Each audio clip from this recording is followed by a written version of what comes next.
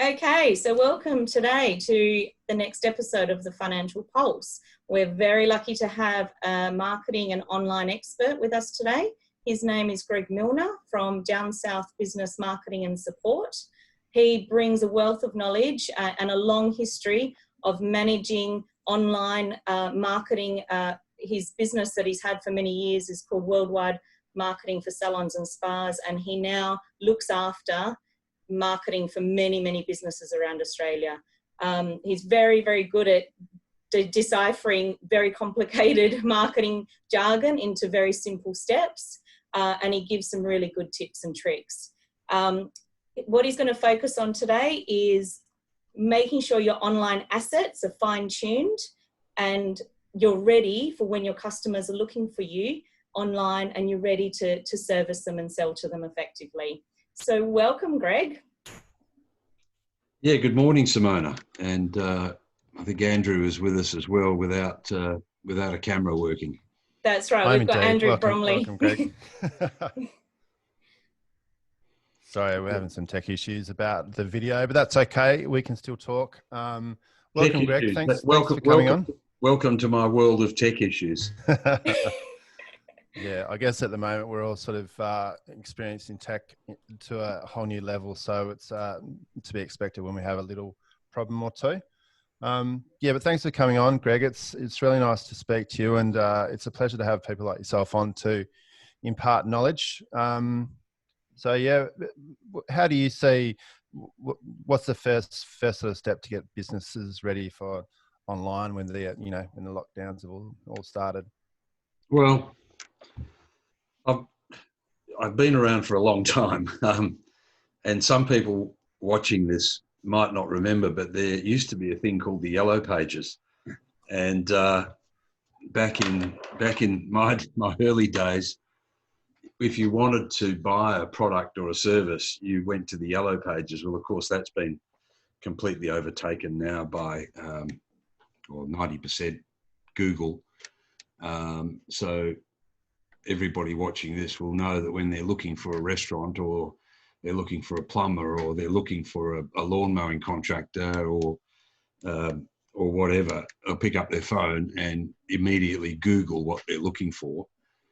And if you're not visible on the first page of search results in one form or another, then you may as well open your shop in the middle of the Simpson Desert, because nobody's going to find you. So when we talk about online assets, we're talking about Google presence, but we're also talking about your website and your social media presence, all of which feeds into visibility online. And we know that people who have good presence online get the lion's share of the phone calls for whatever that search result is. So I've been encouraging our clients to spend some time and energy and education on making sure that their online assets are visible for when business gets back together. So we spend a lot of time with clients working on their Google business listing, their website, their social media presence, so that anybody searching for whatever you sell, whether it's services or products, you're visible front and center right from the get-go. And if you're not, you're in trouble. Yeah, that's excellent advice. Do you find that a lot of people are not even aware of the fact that you've got a free Google listing available to you? Yes, and even if they are aware, they're not aware that Google business listing, and I'll share my screen in a minute, but that Google business listing is usually the first thing that comes up when people search. And that Google business listing is like a mini website, but it's actually the most important real estate you can have online, because that's the first thing people see. I'll just give you an example of that. Can I share my screen? Yeah, go for it. So you can see this is a blank. It's Google Incognito. To do a search that's valid, you need to use incognito, because if you're just using normal Google Chrome, Google kind of knows that it's you because of your computer tracking, and it will tend to throw up results that it thinks you want to see. Whereas if you're doing an incognito search, Google doesn't know who you are or where you are. So if we were, for example, to do search for a, plumber, Dunsborough, for example. So these three here, these are Google business listings. These three here, Google tells us get 91% of all the phone calls resulting from that search. Wow. And that's called the big three pack, if you like. There's only three ways you can appear on the front page of Google. These are ads, that's one way. So you can pay for advertising. You can get your Google business listing up into the top three, and that requires some technical expertise and what's called search engine optimization. It's a techie term that involves a lot of fingerless gloves, typing on the computer at 3 o'clock in the morning, tweaking things. And then the only other way is through these organic listings here. And a lot of these organic listings are directory listings. So, for example, Yellow Pages. Then there are the organic websites that are owned by these people. These are actual websites that are put up by the businesses. Whereas these Google business listings, yes, you get them free, but they still need to be optimized and set up properly as if it were your own website. And as you can see, the only other way to appear at the top is paid advertising. Otherwise, it's these things here. Because Google puts these up because it's their platform. So they can do whatever they like. Does that make sense? Yes. It does indeed, yeah. Yeah. So if you clicked on one of those, do you mean that the information contained in those three is actually put there by the business owner, and they can put their own image? So that's where you're saying people should go in, do their own listing, and make sure everything is linking correctly to the website. There's photos. Oh, wow. And there's reviews as well. There's reviews, right? So one of the ways of getting these listings up is getting lots and lots of reviews. And it's important not to ignore these reviews. Google takes a lot of notice of business owners who actually respond to reviews. So you can see in this one here, there's no owner responses. So the owner of this business is pretty much ignoring this asset. And I would imagine that this would be, this is much the same. There's no owner responses. So you're saying we should be responding to those reviews to say thank you, or absolutely, absolutely. See, this one's got 27 reviews, and there's a response from the owner. Oh, fabulous! Okay. This is a business that we trained to do this. We also trained, his name's Jimmy, and we trained Jimmy how to put these photos up, to add photos to it on a regular basis, and to optimize those photos with what's called geotagging and meta tagging. Oh, right. Which is a techie term. Each photo, each image is a computer file. And in the back end of that file, you can manipulate it to make sure that it tells Google where the photo was taken, what keywords need to be in that photo, etc. So that's a tedious process that has to be done, but it's really important for ranking purposes. Got ya. So visibility is the key to this. So if your business isn't visible, it makes it hard. You're making it hard for people to contact you. And bear in mind that if I search for a business name, of course it's going to come up top and front and center in Google, but we're talking here about people who are looking for products and services. They're not necessarily looking for your business name. If they were looking for your business name, they already know who you are. They'll just phone you. Yeah, true. They'll pick up the phone. Oh, I want to call JR Plumbing, so I'll just Google JR Plumbing and call him. Yeah. But That's a good point. but nobody who doesn't know your business name is searching for the name. They're just searching for what they want to buy. So I'm guessing those keywords then are really important, because you just put in plumbing and Dunsborough. So you're saying because of the geotagging and the keywords that have been put into that Google listing, that's why those three pop up? Well, that's part of it, yeah. If we go back to that page, there's a lot that goes into optimizing a website and a Google business listing, and reviews are maybe 10% of it. Optimizing the images might be another 15 or 20% of it. Yeah. Getting backlinks from other places on the internet, that's important. Making sure, it even comes down to this, Simona. Let's say, for example, we looked at this one here, and that address there says 24 Ballard Loop, Dunsborough, WA 6281. If we go to the website and the address even has a comma different from what's on the Google listing, Google gets confused. Oh. So it has to be absolutely exactly the same wherever the business mentioned online in directories, like in Yellow Pages and Yelp and word of mouth online, and etc., etc. So this one, see that? There's no number on. It should be 24 Ballard Loop, but Google's confused. It's the same in every business. So it's called the NAP, or name, address, phone number. Even your phone number has to be done with the same protocol. So if your phone number on your website is brackets 08 and then the number, it has to be brackets 08 and then the number everywhere else. Yeah, right. I didn't even know that. Yeah, and this is why the SEO companies, of which we're one, have to spend hours and hours and hours checking the NAPs, or NAP listings, everywhere that business is mentioned.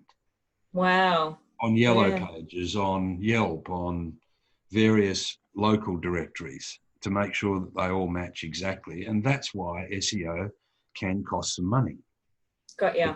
Because it's so labor intensive. And I guess when you were mentioning the optimizing those photos, the geotagging that you mentioned, it sounds quite tricky, and I'm guessing there is time involved in doing that and doing it properly. There's heaps. Yeah. Geotag for a local business, geotagging is really important. Okay. So on a website, before you put photos on your website, every single image should be optimized, and part of that optimization process is called geotagging. Yeah. So you put into that image the latitude and longitude of where that business is. Got ya. So that when people do a search on Google, 30% of search on Google are image searches.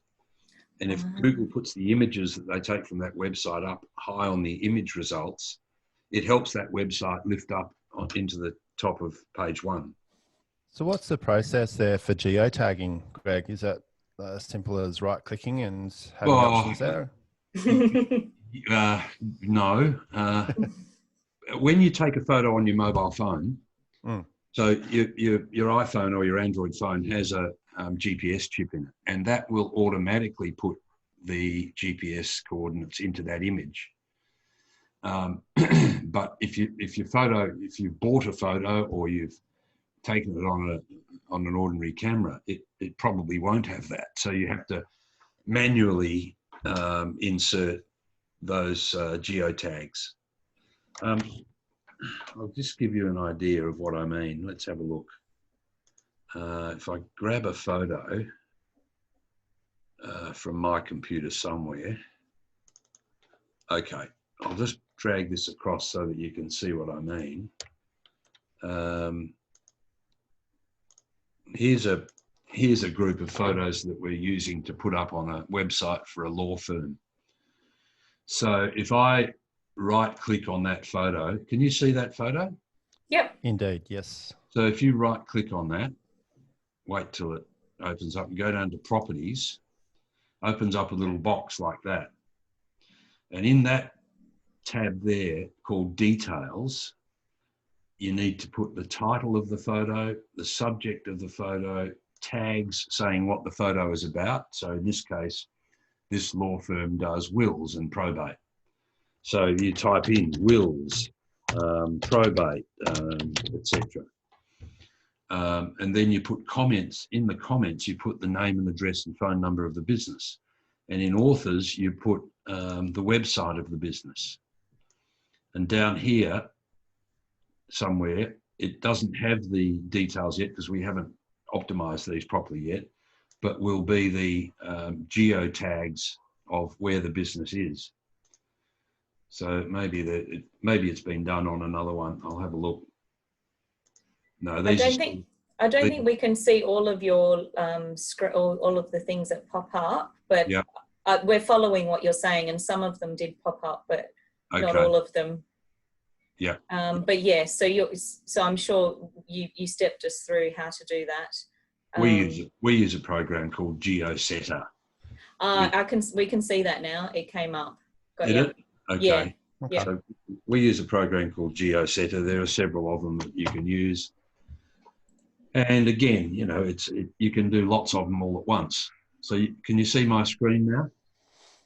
You can see the screen showing the photos. Okay. Let me just, you might have to edit this video later on. No, it's fine. We see what you're saying and where people can start the process. And I'm sure there's a lot of technical aspects to this. Yeah, there are. Yeah. So that's why people pay SEO companies. That's right. To get all these things right. Yeah. And it is a tedious process, but it's really important. Yeah.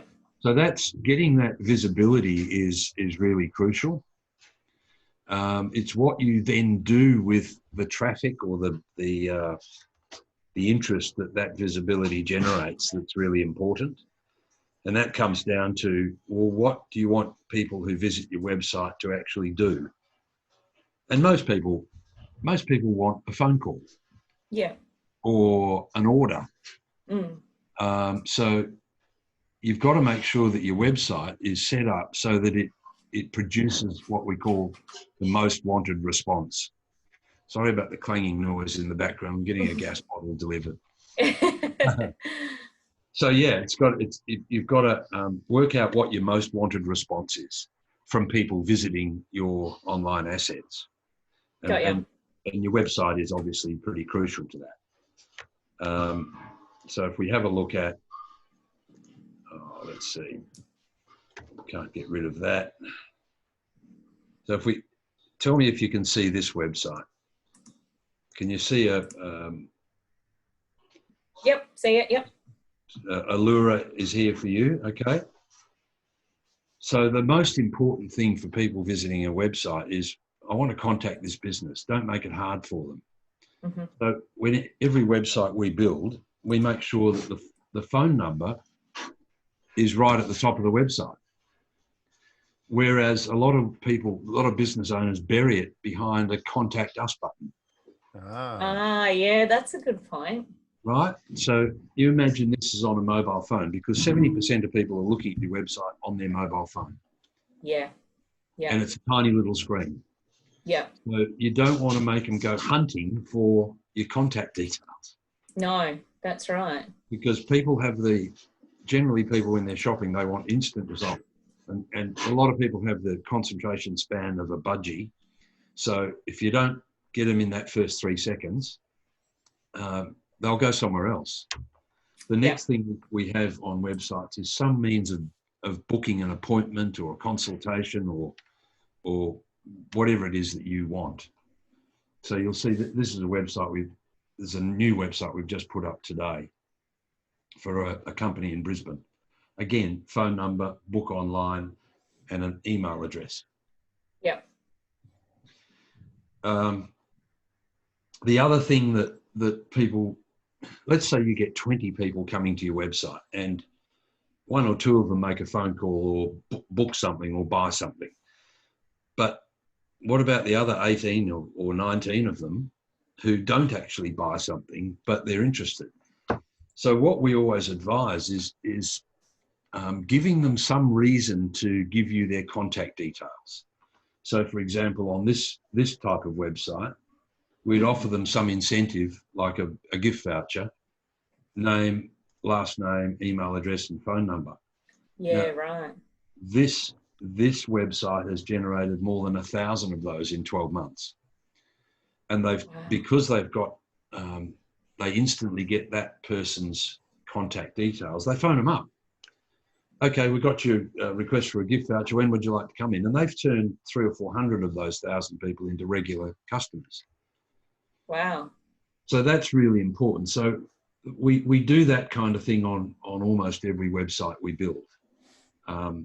Certainly for local service businesses, which is really important. And in our area in the southwest of WA, most businesses are service businesses. Yeah. Yep. There's no major company employers apart from local government and state government. Yeah. Almost everybody here has some kind of service business. Yeah. Whether it's a restaurant or a hair salon or a tax advisor or whatever, they're all service businesses. Yeah. And service businesses rely on a constant stream of new and returning customers. That's right.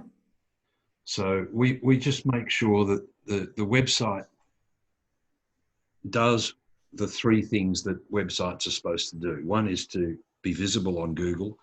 Yeah. Two is to generate sales or appointments. And three is to generate leads. Yeah.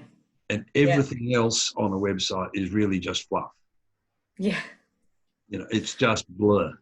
It's pointless mission statements and our vision for the future and blah, blah, blah. But customers tend not to give a toss about that.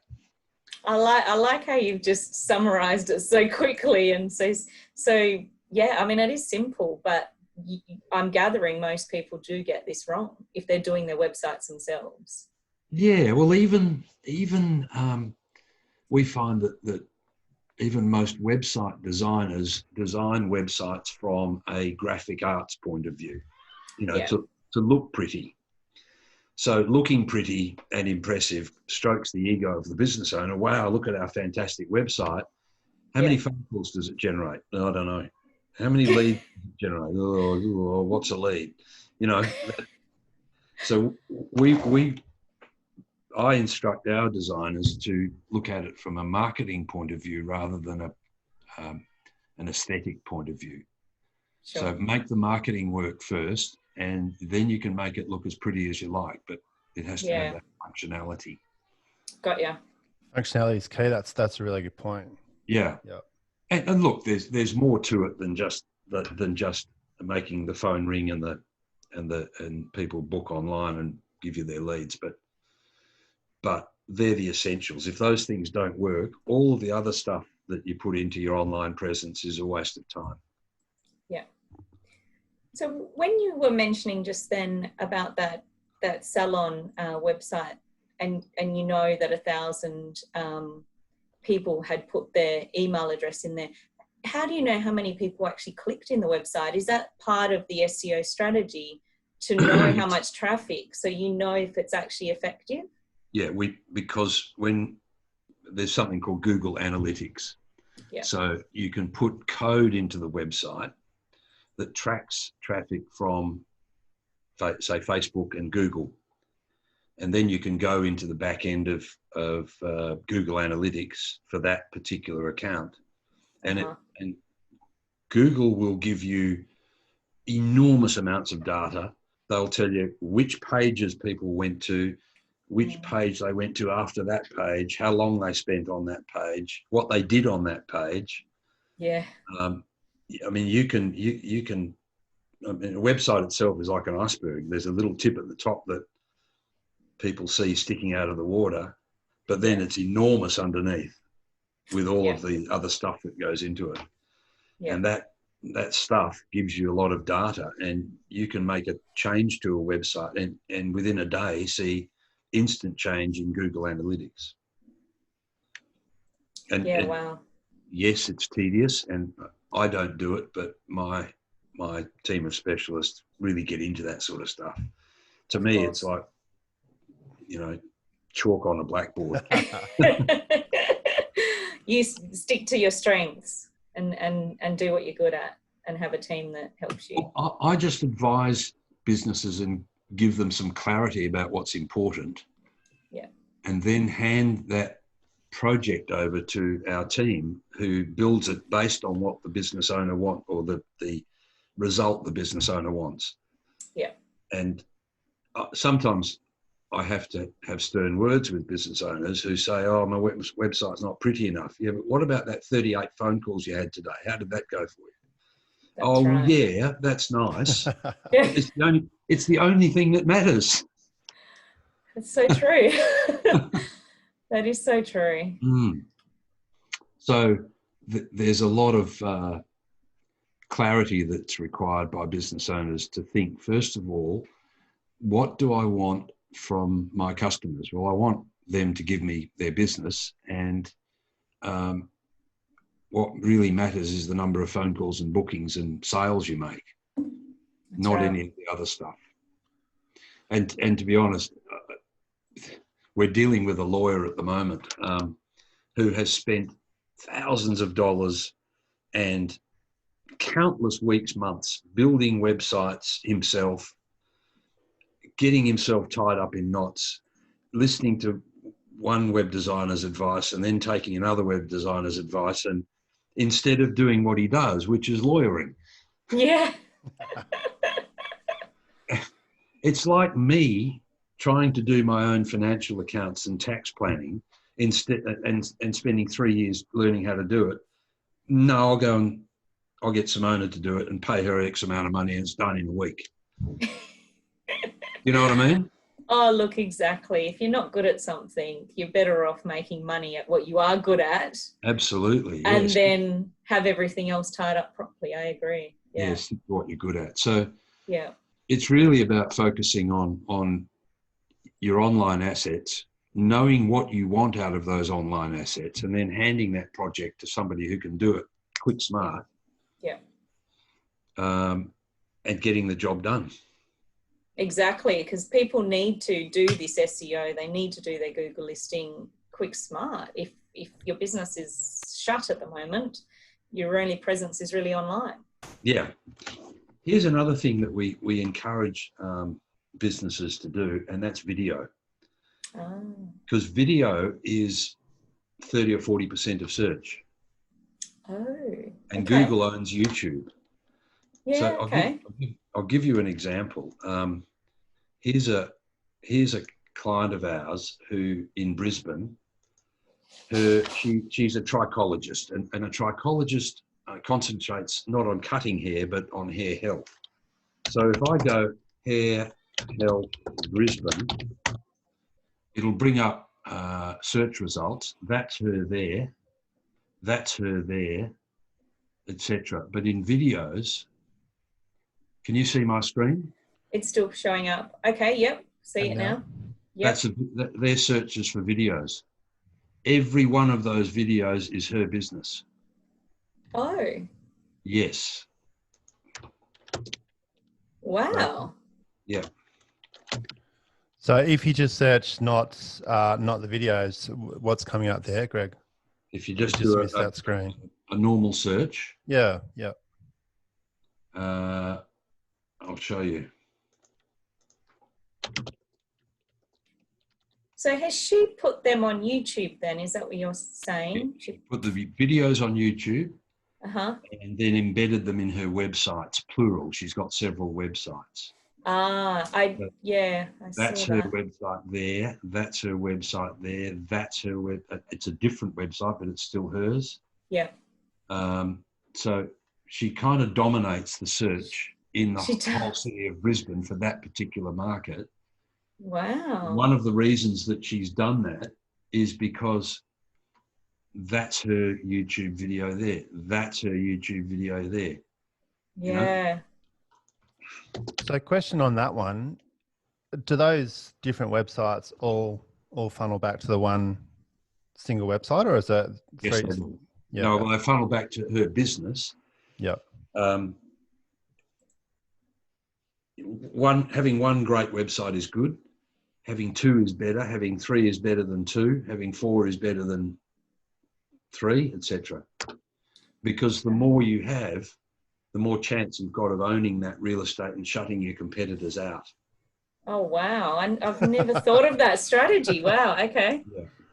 So these are her YouTube videos, and she does one a week. Okay. So that's an ad. We can get rid of that. Yep. And she just does simple videos standing in front of a phone. Oh, does she? So she Yep. doesn't have any setup or anything that's sophisticated? No. Oh, that's encouraging. There she is. Right. So she just does one of those a week, puts them on YouTube, and we set all that infrastructure up for her. Yeah. And trained her how to upload them, how to then put them into her websites. Yeah. And then she emails her clients saying, "Oh, we've just got this new video on our blog page. Check it out." Wow. Now, because YouTube is owned by Google, They Google like pays it. a lot of attention to people who put YouTube videos up. Oh, gosh. Okay. This is, Right. it's all making sense. Okay. Yeah. So then no other trichology business in Brisbane gets much of a look in. And because she has done those videos over many years, she gets clients from all over the world. Oh, wow. And she consults with them on Zoom or Skype. Mind blown. Yeah. That's cool. If you've got that kind of business, or any kind of business that requires some consulting and advising, you can do that from little old Dunsborough or Bustleton. Yeah, well, I mean, I do a fair bit of Zoom, well, especially lately, a fair bit of Zoom stuff, and people are certainly realising that you can do it. You know, I've been speaking to a client this week in Brisbane, so it's it's certainly the benefit there of having the remote contact. Yeah, and I get clients from all over the world. We've got businesses in all over America and the UK and New Zealand and weird places, South Africa, that we do exactly the same for them as we do for Australian customers. And we get to live in Dunsborough. And we get to live in Dunsborough. Yeah. Yeah. So yes, there is a lot to it, but once you get this thing going, it kind of creates a huge momentum. And bear in mind that people who own businesses tend to think of themselves as that kind of tradesperson. A plumber. What are you? Oh, I'm a plumber, or I'm an engineer, or I'm a financial advisor, or no, you're a marketing and sales business first, and whatever you sell is almost a byproduct of the marketing and sales.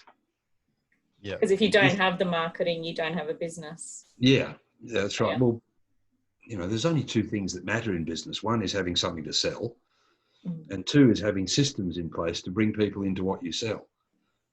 And having those systems and processes and infrastructure and assets in place is almost more important than whatever it is you sell. I like that.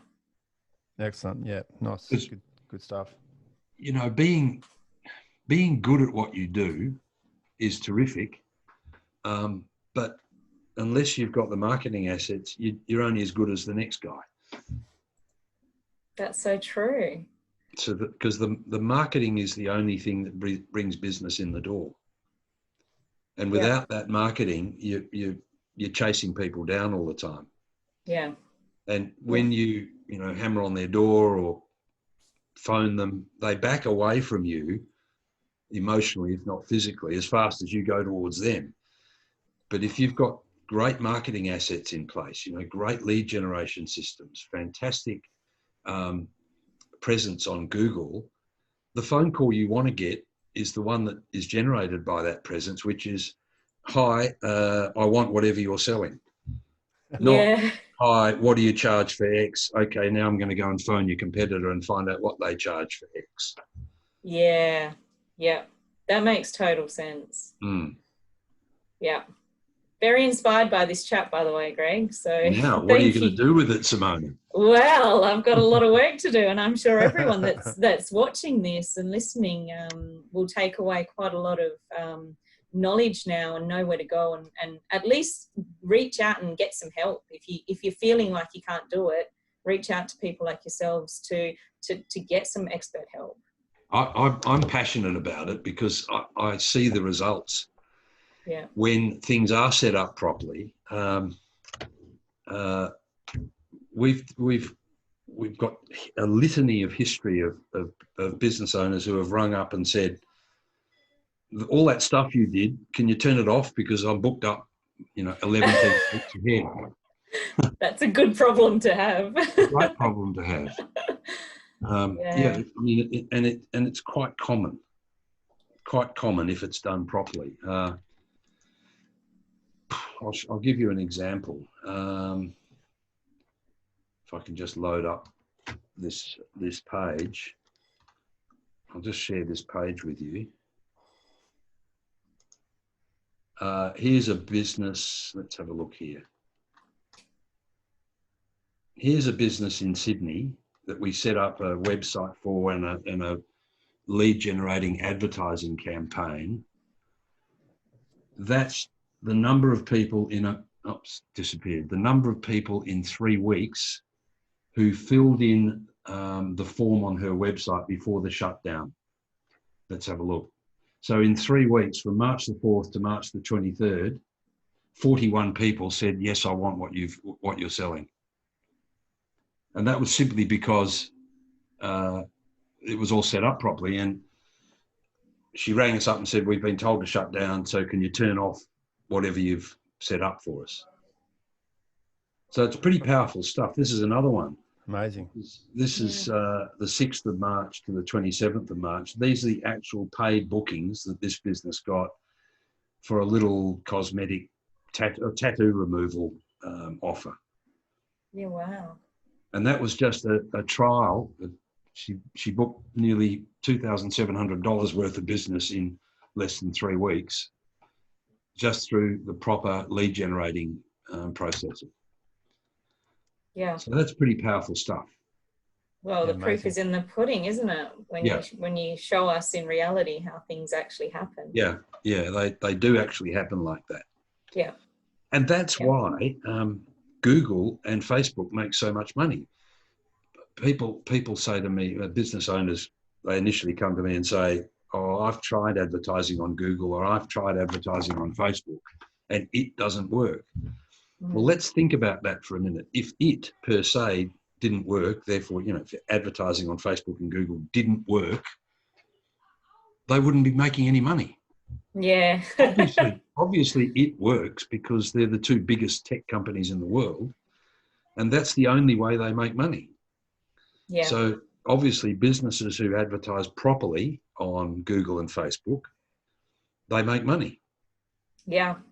But it's doing it properly instead of trying to do it. It's like me trying to do my financial statements and ending up in jail. Don't do that. Rather than saying, Simona, can you fix it for me?